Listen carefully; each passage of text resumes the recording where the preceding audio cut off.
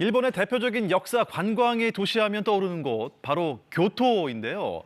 코로나19 사태 이전 한 해 5천만 명이 달려갔던 이곳이 파산이 입에 오르내릴 정도로 심각한 재정 위기를 겪고 있다고 합니다.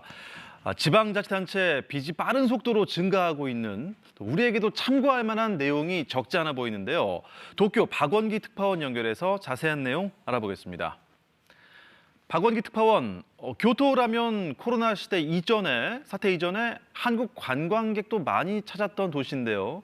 파산 위기설 왜 나오게 된 겁니까? 네, 교토시는 2000년대에 들어오면서 한 해 많게는 수천억 원씩 재정 적자를 봐왔는데요. 지난 6월 교토시장의 이 한마디가 사태의 심각성을 수면 위로 띄웠습니다. このままでは10年以内に京都市の財政は破綻しかねません。 교토시가 따져보니 올해부터 2025년까지 매년 5천억 원에서 6천억 원씩 적자가 총 2조 9천억 원에 이를 것으로 추산됐습니다. 교토시는 적자를 메우기 위해 2005년부터 우리의 마이너스 통장과 비슷한 개념인 공채 상환기금에도 손을 댔는데 이 기금도 수년 안에 바닥날 것이라는 전망입니다. 今後5年間の試算では、毎年500億から600億ぐらいの財源不足が発生すると。で、これを基金で取り崩していきますと、基金がなくなってしまうと。 와, 이 정도까지 적자 문제가 심각해진 이유가 뭘까요? 네, 재정위기의 가장 큰 원인은 바로 시가 운영하고 있는 지하철 때문입니다. 지을 땐 비싸게 지었는데 막상 이용객이 별로 없어 매년 수백억 원씩 적자를 보게 됐습니다. 유동인구가 많을 법한 시청압역을 저희 취재진이 가봤는데 이용객이 그다지 많지 않았습니다. 애초에 지을 때 예상했던 하루 승객 18만 명에는 한 번도 이른 적이 없습니다. 승객 예측에 실패한 건데 지금까지 1조 원 넘는 적자를 시 재정으로 꾸역꾸역 메워왔습니다. 또 타 지역에 비해 상대적으로 많은 보육, 노인 관련 복지 지출도 적자를 키운 요인으로 꼽히고 있습니다. 短時間で効果が上げられるそういった財政改革をせざるを得ない状況に追い込まれている。福祉、市民サービスですね。ここにかかるお金に改革のメスを入れていかなくてはいけない状況になっている。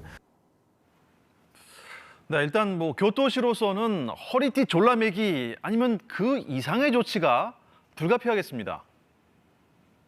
네, 그렇습니다. 교토시는 지난 8월 공무원 숫자를 줄이고 복지 서비스를 대폭 축소하는 내용의 재정개혁 5개년 계획을 밝혔는데요.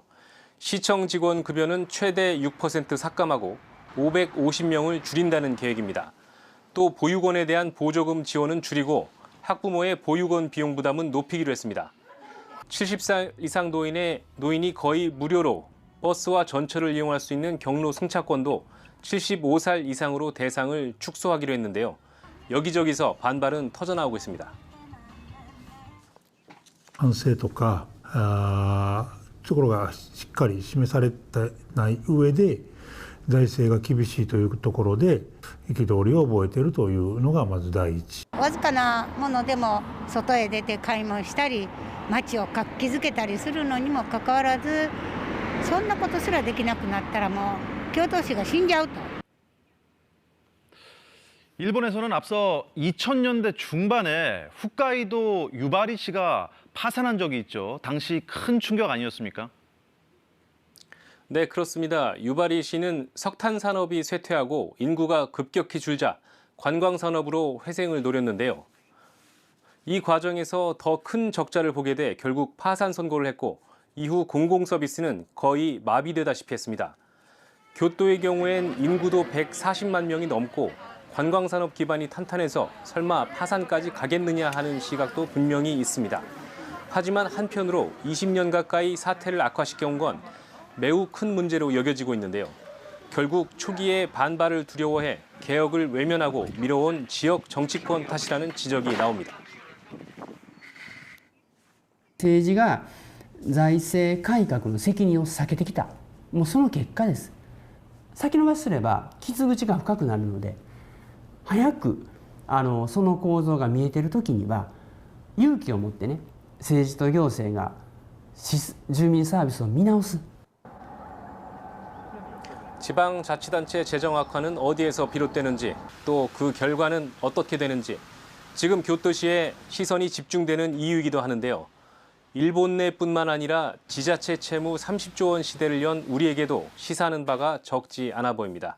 지금까지 도쿄에서 전해드렸습니다.